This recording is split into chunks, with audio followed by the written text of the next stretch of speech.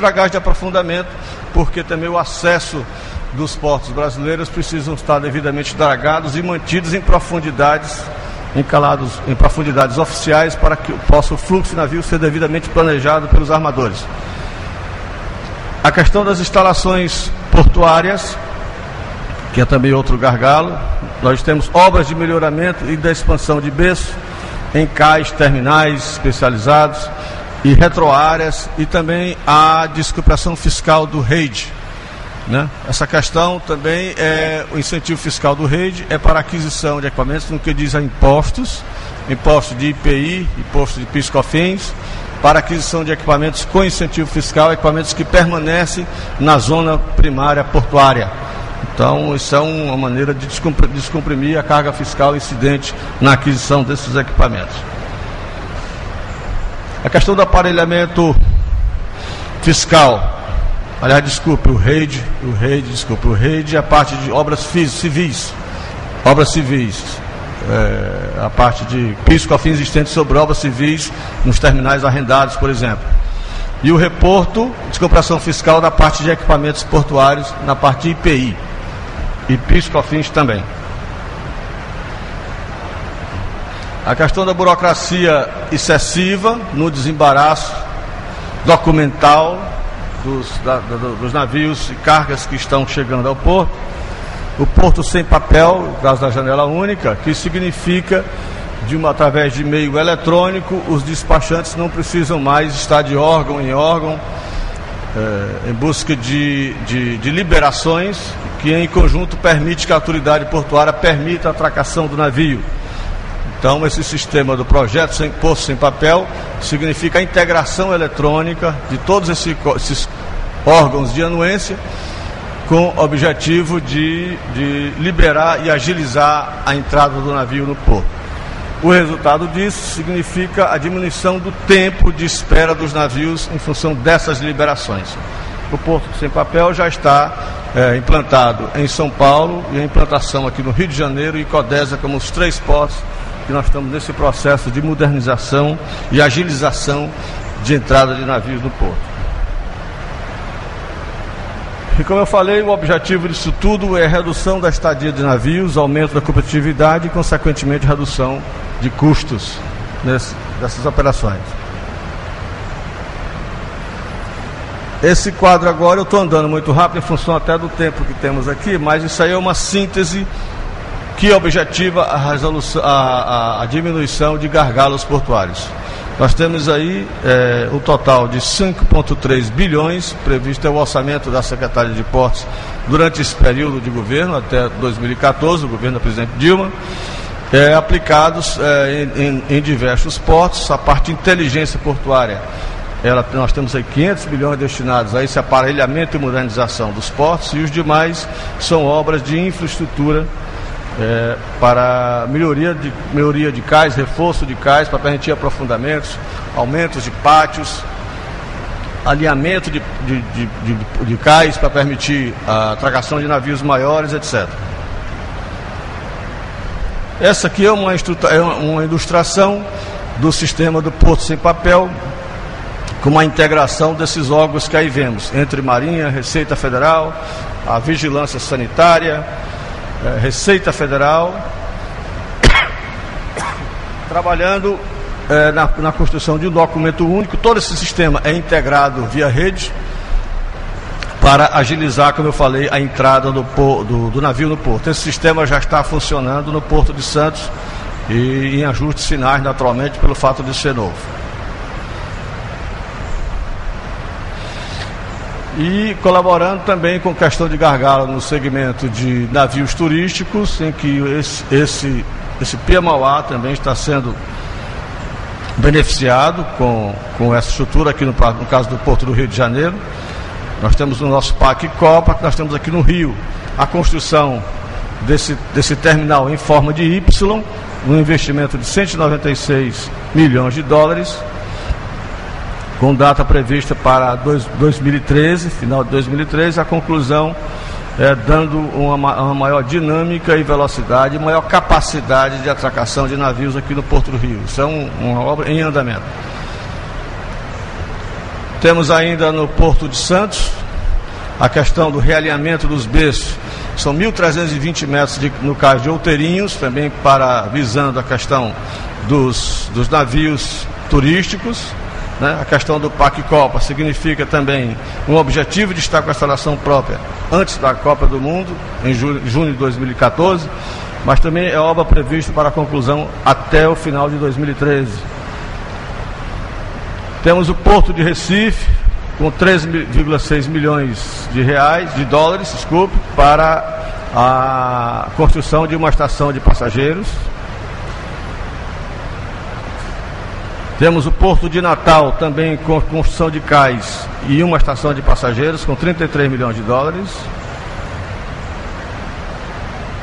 O Porto de Fortaleza, também com a urbanização da Praia Mansa, terminal de passageiros, também com investimentos da ordem de 93 milhões de dólares.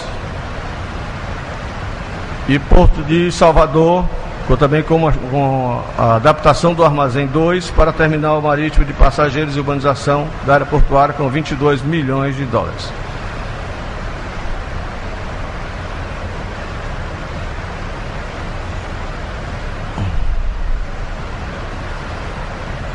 Essa é uma estratificação da movimentação portuária nacional, para os que seus têm com conhecimento, em que 25% de toda a movimentação portuária brasileira se concentra no Porto de Santos, com 96 milhões de toneladas movimentadas no ano passado, e os outros 26% se distribuem entre 4 portos, Vitória, Paranaguá, Itaguaí e Rio Grande, e os outros quase 50% nos demais portos brasileiros, inclusive também aeroportos.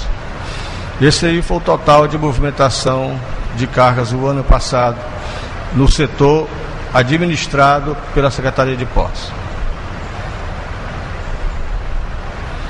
Eu acho que eu cumpri o horário, a moça já me fez uma cobrança ali. Mas enfim, nós estamos aqui presentes para dar essa curta e apressada imagem do que nós estamos trabalhando na questão portuária nacional. É um slide muito curto, podemos dizer assim, mas naturalmente é muito curto, mas o tempo que temos aqui, estamos à total disposição para debates sobre o tema, e eu desejo aos senhores aqui presentes que tenham o máximo de resultados nesse ENAEX, pela sua estrutura e pela vontade dos que estão aqui presentes de desenvolver o tema. O meu muito obrigado.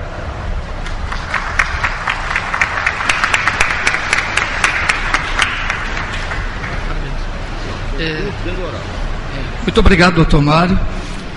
Nosso segundo apresentador é o doutor Bernardo Figueiredo, que é gestor da Agência Nacional de Transporte Terrestre, que representa ou cuida da regulação de 83% do nosso movimento de carga no país. Regula esse transporte interno, inclusive o transporte multimodal, que tem sido objeto de muita discussão ao longo de vários anos e um tema específico até de trabalho na EB. E por último, gostaria de dizer que ele está promovendo uma segunda onda de reformulação no transporte ferroviário. A primeira onda foi a concessão há 15 anos atrás. Agora é a reformulação do processo funcional desse transporte. Então, com a palavra, doutor Bernardo, por gentileza. Bom dia, Zé Manuel. Bom dia, secretário Mário Lima, meu amigo Fernando Fialho, meu companheiro de longa data, Rodrigo Vilaça, senhoras e senhores. Eu não vou fazer uma apresentação, eu queria fazer alguns comentários, até porque eu estava olhando aqui, o Rodrigo vai fazer uma apresentação mais detalhada e rica em dados, que me poupa desse trabalho. Se nós pegarmos o tema que nós temos que tratar hoje, que são os gargalos e as soluções, a gente tem que primeiro compreender qual é o grande problema logístico que o Brasil tem, não só para o segmento das exportações, mas de uma forma geral na movimentação de cargas.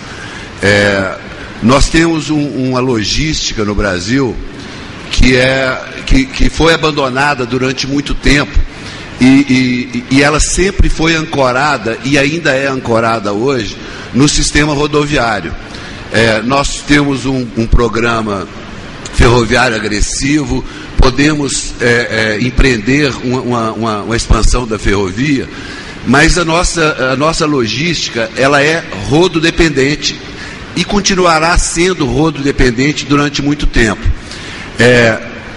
Eu me lembro que uma vez eu participei, há muitos anos, numa reunião no Ministério da Indústria e Comércio, em que estava se discutindo a questão portuária, e na época o almirante Ribamar, que trabalhava nessa área de portos, ele traçou um quadro muito trágico para a questão portuária no Brasil, e quando ele encerrou, eu fiz uma intervenção dizendo para ele que ele podia ficar tranquilo com relação às questões portuárias, porque a carga não ia conseguir chegar no porto, então isso não ia ser um problema. Porque se nós não entendermos que para que a gente trabalhe nessa cadeia, nós temos que trabalhar em toda a cadeia, desde a origem da carga até o seu destino final, nós vamos ficar atuando pontualmente em diversos segmentos, nem sempre com a lógica adequada, e nem sempre com a cronologia adequada. Então, a preocupação que eu acho que nós temos que trazer é a preocupação, e eu me lembro dos anos 70, quando o país também tinha uma perspectiva econômica interessante, você tinha um crescimento acelerado, e se nós tínhamos a crise do petróleo, nós tínhamos vários fatores que geravam um ambiente muito parecido com o que é hoje, de preocupação com a questão logística no Brasil. E naquela época,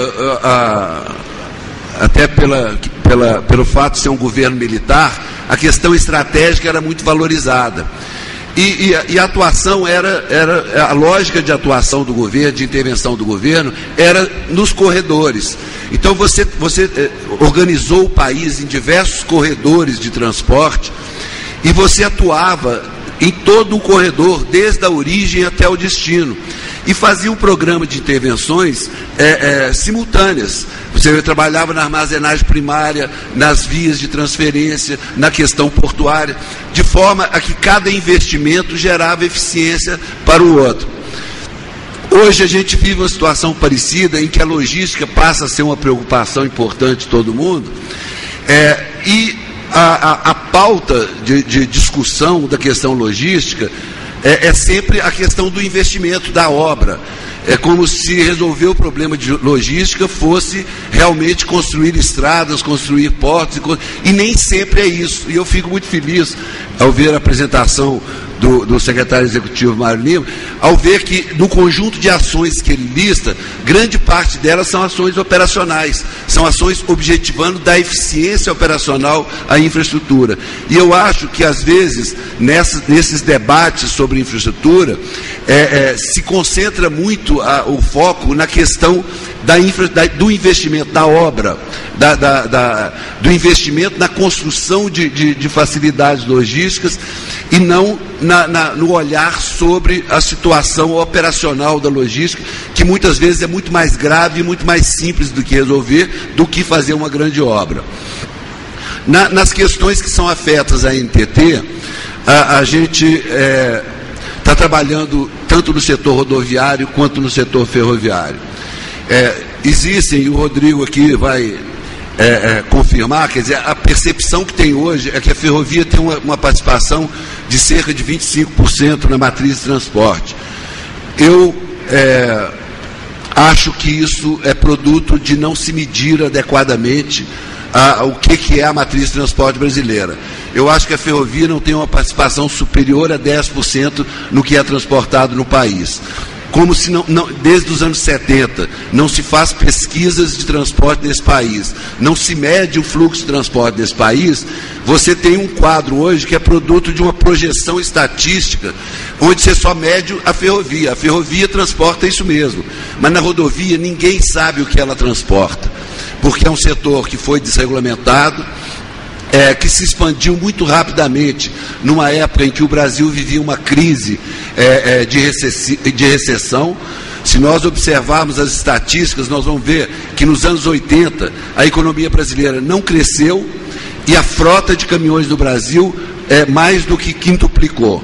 Então nós vivemos uma situação de conforto, que é um setor desregulamentado, super ofertado, e que isso gerava um ambiente confortável para os usuários, já que o frete era barato. Então você poderia transportar a longas distâncias pela rodovia com preços competitivos. Mas o preço que nós pagamos por isso é que hoje nós temos uma frota rodoviária com idade média de 18 anos. E nós temos uma perspectiva de crescimento em que todo esse crescimento vai recair sobre o transporte rodoviário. A ferrovia, ela é importante, eu vou falar dela se tiver tempo, mas ela não vai ser capaz de fazer um atendimento, de substituir o transporte rodoviário no atendimento que ele faz à movimentação de carga no país. Então, nós temos uma preocupação hoje de fortalecer o setor rodoviário. E nós temos que fazer isso para dar sustentabilidade logística para o crescimento do país. Na agência